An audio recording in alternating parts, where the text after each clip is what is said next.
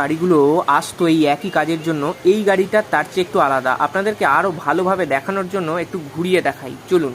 ওই দেখুন, দেখতে পাচ্ছেন কি জিনিসটা পড়ছে অত ওপর থেকে? হ্যাঁ, ঠিকই, এগুলো সব পাথর।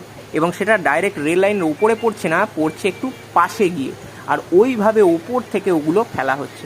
এবার দেখুন গাড়িটা আসলে দেখতে কেমন। আগে পাথরগুলো কিন্তু এই রকম গাড়িতে ফেলা হতো না, সেগুলো একটু অন্য রকম ছিল। এই দেখুন এখানে দেখা যাচ্ছে দুপাশ থেকেও কিন্তু নিচু থেকেও পড়ছে।